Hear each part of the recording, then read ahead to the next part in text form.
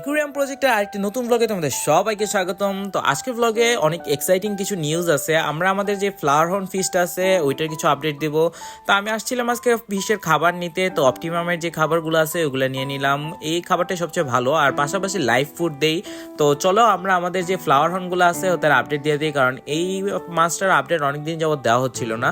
তো আমরা কিন্তু আমাদের লাইভ ফুডটা দিয়ে দিছি। সুপার ওয়ার্ম খাওয়াইতেছি আমি, কারণ সুপার ওয়ার্মটা খাওয়াইলে হয় কি ওদের যে হেড পপ আছে পাশাপাশি বডি কালার আছে এটা অনেক সুন্দরভাবে গ্রো করে, আর ফিশ কিন্তু দেখা যায় যে অনেক হেলদি থাকে। লাইভ খাবারটা যত দেওয়ার তোমরা ট্রাই করবা অতই বেটার, কারণ প্যালেট খাবারগুলো যেগুলো থাকে ওইগুলো ফিশের তেমন বেশি কিন্তু ভালো উপকারে আসে না। ওইগুলো শুধু খাবার হিসাবে দেওয়া যায়, কিন্তু তেমন বেশি প্রোটিন বা অর্গানিক যেই নিউট্রিশনসগুলো দরকার থাকে ফিশের ওইটার চাহিদা পূরণ হয় না ওই খাবারগুলোতে। তাই প্যাকেটের খাবারের পাশাপাশি লাইভ ফুডটা কিন্তু মাস্ট বি দেওয়া লাগে। তো এই ট্যাঙ্কে দেখতে পেতেছো যে প্রচুর পরিমাণে কিন্তু গ্রিন এলগি হয়ে আছে। তো এই সবুজ শ্যাওলাগুলো আমি রিমুভ করতেছি না, এর কারণ হচ্ছে বাংলাদেশে কিন্তু এখন প্রচুর পরিমাণে গরম পড়ছে আর হিট ওয়েভ। তো অতিরিক্ত গরমে দেখা যায় কি যদি ট্যাঙ্কগুলার পানি কিন্তু এমনিই কমে যায়, আবার টেম্পারেচার বেশি থাকে। যদি প্রচুর পরিমাণে গাছপালা দিয়ে রাখো বা এরকম এলগি থাকে ট্যাঙ্কে তাহলে ফিশের জন্য খুবই ভালো।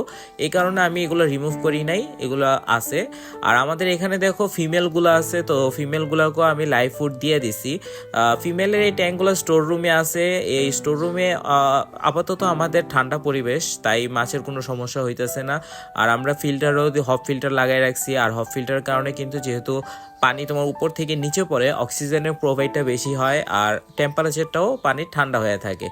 আমরা দেখো মিলওয়ার্মও কিন্তু প্রচুর পরিমাণে এখানে কালচার করি, কারণ হচ্ছে মিলওয়ার্মটা গাপ্পি মলি তারপরে এরকম যে ছোট জাতের মাছগুলো আছে বেডটাও কিন্তু খুব পছন্দ করে, এদেরকে দেওয়া যায়। আর বেডটার যে আমরা ফিশের বেবিগুলো করতেছি ফ্রাই, ওই পোনাগুলার কিন্তু গ্রোথই হয় মূলত এই মাইক্রোওয়ার্ম তারপরে ব্রাইন শিম্প এগুলা। ওরা কিন্তু অন্য কিছু খাইতেই পারে না, প্যাকেটের খাবার দিবা ওরা খাইতে পারবে না। বেডটা ফিশের বেবি তোমার প্যাকেটের খাবার একদমই সহ্য করতে পারে না, ওরা মারা যায়।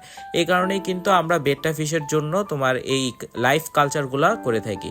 আমরা নতুন এই বেডটা সেট আপ দিব, আর এই কারণেই কিন্তু একটা হিউজ পরিমাণে নতুন সেট আপ দিছি। ওইটার ফুল ব্লগটা এসে পড়বে অ্যাজ সুন অ্যাজ পসিবল, আমি দেওয়ার চেষ্টা করব। আর পাশাপাশি আরও অনেক ইন্টারেস্টিং কিছু আপডেট দেব যে ওপেন ট্যাঙ্কে কিভাবে তোমরা ফিশ পালবা আর এই গরমে কি কি টেক কেয়ার করতে পারো মাছ এবং পাখির, এগুলো সম্পূর্ণ ভিডিও আসবে নেক্সটে। তো যারা এখনো পর্যন্ত আমার চ্যানেলটি ফলো করেনি অবশ্যই ফলো করে নিতে পারো। তো আজকের মতো ব্লগটি এই পর্যন্তই, দেখা হচ্ছে অন্য কোনো দিন অন্য কোনো সময় নতুন কিছু নিয়ে নতুন কোনো আপডেট নিয়ে।